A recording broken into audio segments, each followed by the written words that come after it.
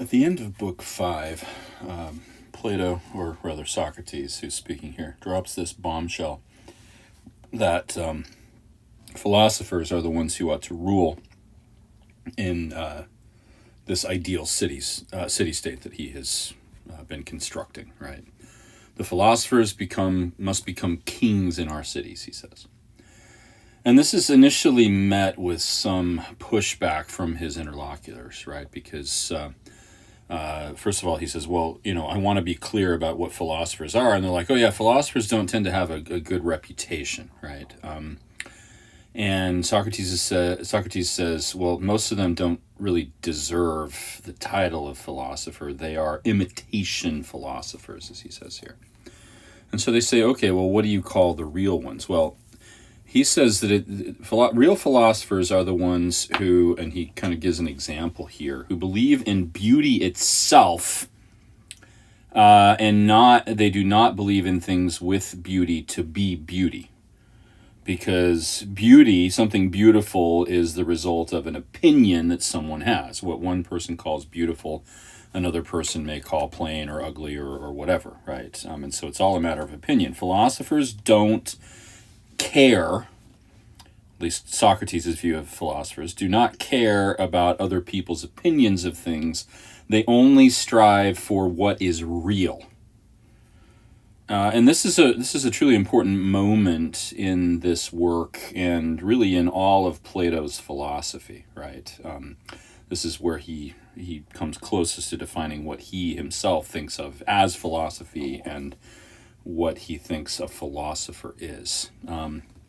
This would be, I think, a good topic to write the paper on. You need to choose some aspect of Plato's ideal community, his ideal city, right? And then unpack that and try to understand why he put that in there. There's a lot here that gets into, or that's related to his criticisms of the society around him. And so this would be a good topic. It's not the only one. There are plenty of other topics. We talked about his views of women. We've talked about some views of like censorship of stories and education and these sorts of things. So there are many good possible topics, but I think you could do a lot with the concept of the philosopher king.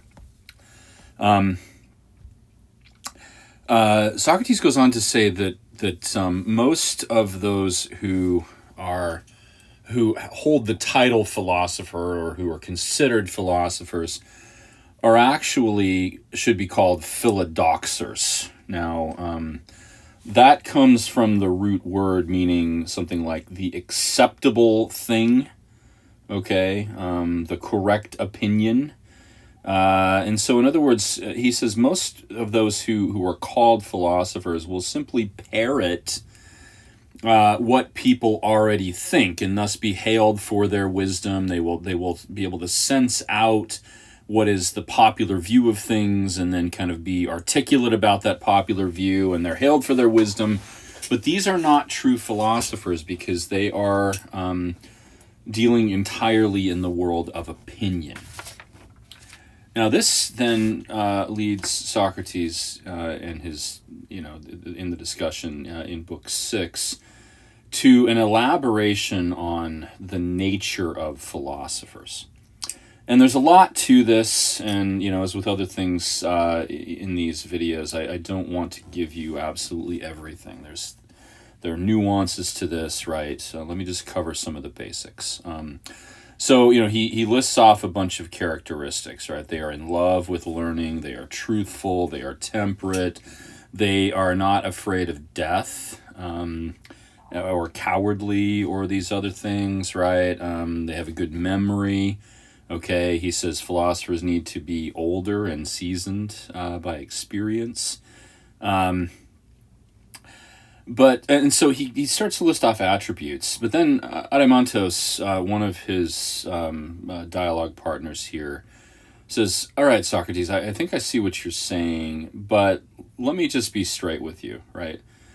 Most people, when they listen to you and the kind of conversations you have where you try to suss out the truth or the validity or the logic of things, they really just end up feeling stupid. And he says they feel, this is the highlighted part here on the right side of the page, they feel their own inexperience in question and answer, and they think they are led astray a little in each question, so that at the end of an argument the many littles make a muckle. It's an interesting translation. They stumble badly and find themselves contradicting what they said at first, and they don't feel that they have grasped truth any better by playing this little game of yours.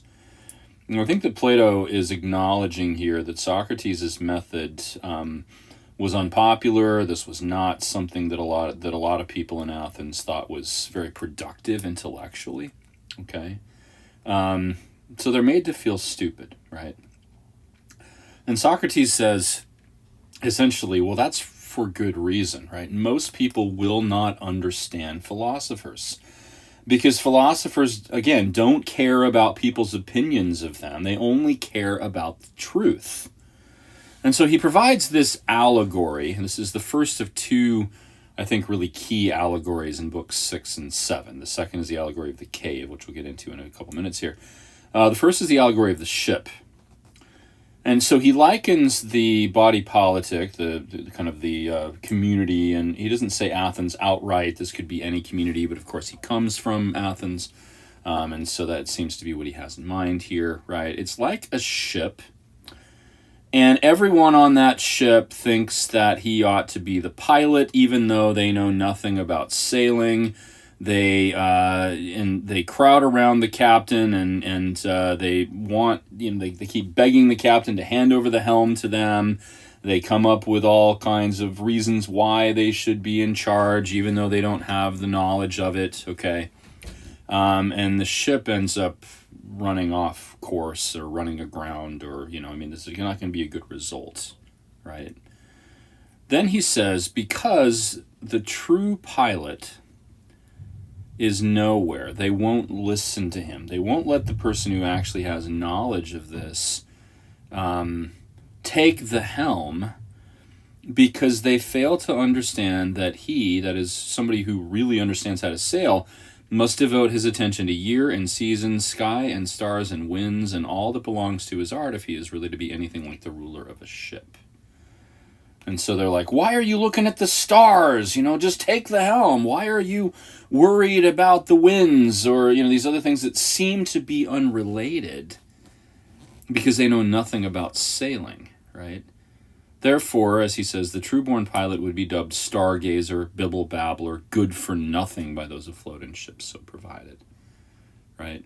Philosophers, in other words, are useless to the multitude, because the multitude does not respect truth. The multitude is only interested in what is popular, the popular opinion, right? Whereas philosophers are only interested, as we said, in truth and in reality. And this is not relative truth. When Socrates talks about truth, he's talking about capital T truth, right? Truth that is not dependent on one's perspective. There is something called truth. Now, he gets into from here the reasons why cities don't tend to produce many philosophers, right? Some of it is that public opinion doesn't allow for it, but then there are lots of those who claim to be philosophers who are really not philosophers. They are cranks, is a word he uses at one point, right? Or he also brings in the word sophists. Sophists were those, these were kind of a group in ancient Athens and in other ancient Greek cities who taught oratory and rhetoric, really taught people how to debate points, but they didn't care about the validity of the points. They actually taught people how to debate well, even kind of undefendable positions, right? And so he's attacking the cranks, he's attacking the sophists here in saying all of this. As a result, he goes on to say, the philosopher keeps to himself. There is no constitution of a city, meaning, kind of form of political and social organization, that at present, thinking in his contemporary times, is worthy of a philosopher's nature. And thus only a few philosophers actually exist in any society, right?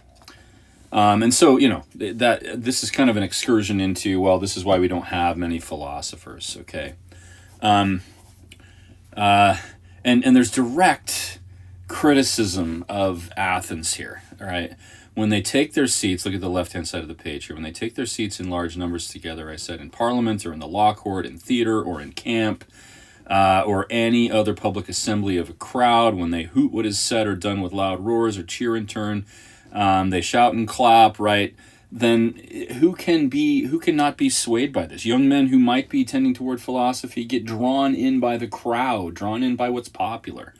And they're not going to, pursue the truth and the reality like they should. Okay? The man's character simply will not admit that, right? A crowd cannot be a lover of wisdom, he says. Now, to understand real philosophy, this is at the heart of Plato's philosophy. Maybe this is a little less important for understanding, the kind of the structure of the city. But to understand why Plato thinks philosophers ought to be rulers, you have to know something about this next section. Okay. Real philosophy, again, strives for truth rather than opinion. But all truth emanates from what, and he says beautiful things are hard, right? It's difficult to do this.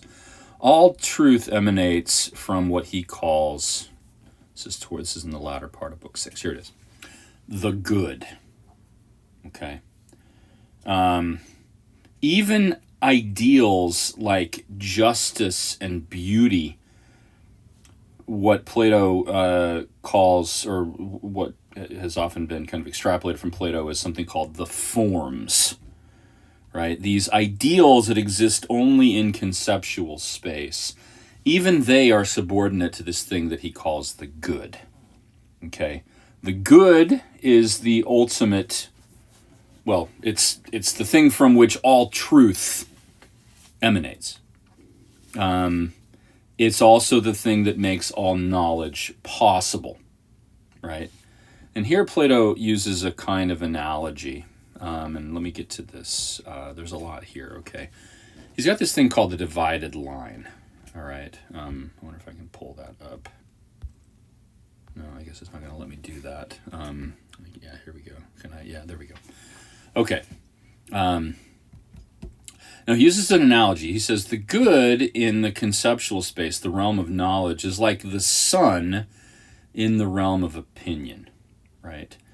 We can only see things like images and objects because of light, and the sun is the source of light. Remember, this is in a world before, artificial lighting and things like that, right? And so images like shadows and reflections are lesser than the actual objects that are shadowed or being reflected, right? And so he breaks that realm of the senses, the things seen, into two parts, images and objects. And then he uses the analogy that these are kind of like conjecture, which has less basis in anything secure than does belief. But in neither of those areas, conjecture or belief, is one on firm ground, right? So the sun illuminates everything, but it's really only illuminating the things that can be seen. It's not in the conceptual realm, which is the only place where truth can be found. Okay?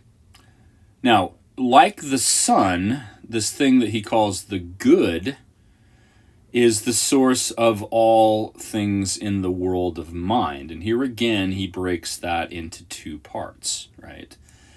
We have thought images or ideas like, well, these would be like mathematical concepts, right? Ideal squares and cubes. This is where we start to come to understanding, okay?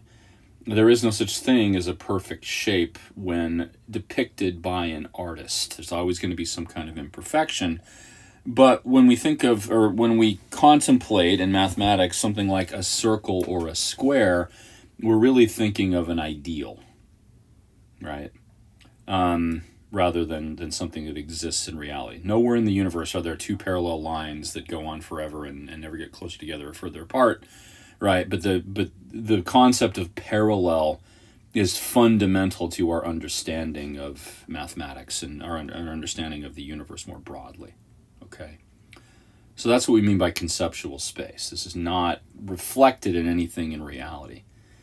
Now, greater than these thought images, like these mathematical concepts, are these ideals like perfect beauty, justice, goodness, these sorts of things.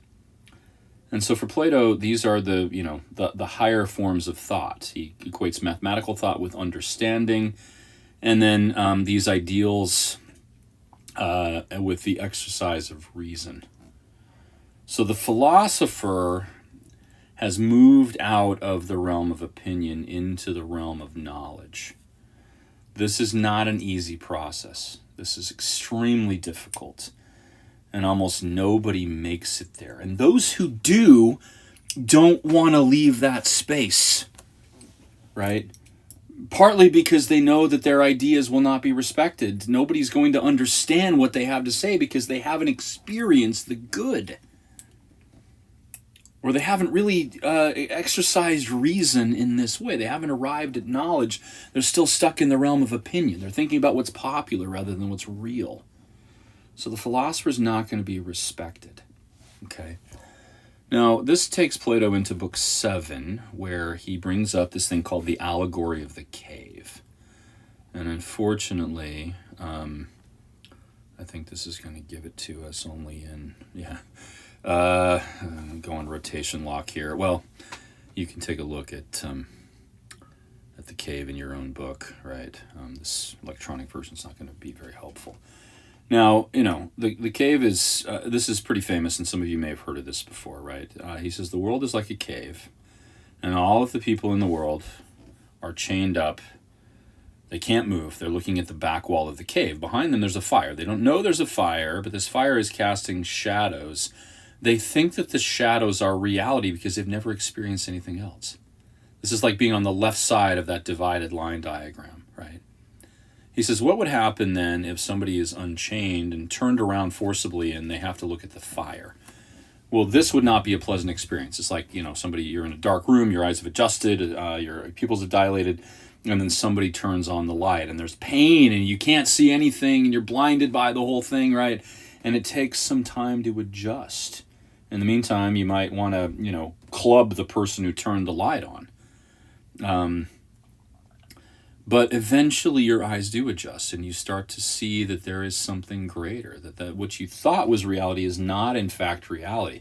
But of course the fire still is not reality. To achieve reality, you got to get out of the cave, right? So there are stages to this that correspond in some way with the stages in the divided line diagram. To get out of the cave will involve a similar process. You go outside and you are in sunlight, and again, this is going to be painful. You're going to be blinded. And as your eyes adjust, there's going to be a long period of adjustment here.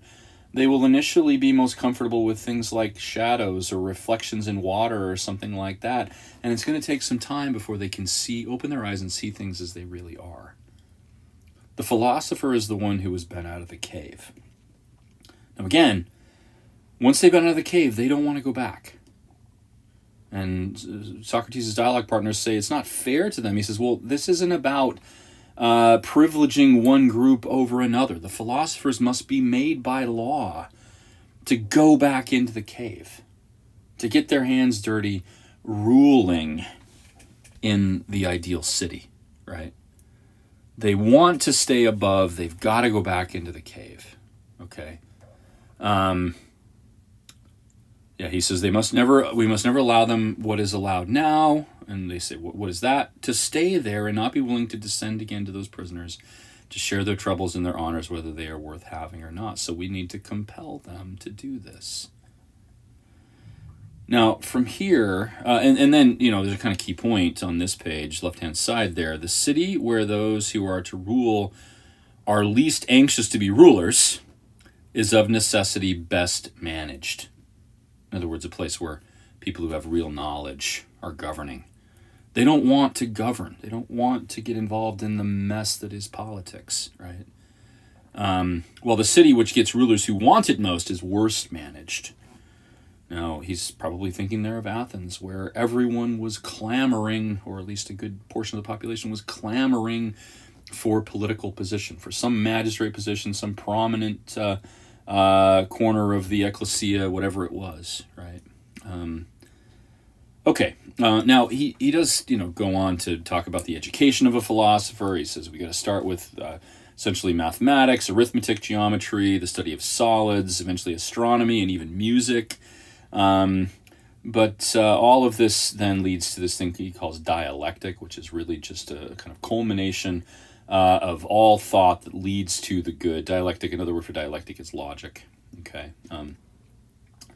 But I mean, this is an Aristotelian type logic. This is maybe a more general term that Plato was employing than Aristotle would go on to do. And no true philosopher, he says toward the end of this book, is going to be a true philosopher until they're about at least 50 years old. So he proposes a government of older men who have gained wisdom, right? And he says as well that women may be philosophers. Okay, so that's a kind of radical departure from the general opinions of his day. All right, hopefully this has been helpful and given you some sense of what Plato was thinking of when he envisioned this ideal city, and also some of the reasons why he held these opinions, the context that he lived in that informed the opinions he had. Please feel free to reach out for help with writing this paper. Otherwise, I'll talk to you in class, on discussion boards, things like that. Thanks.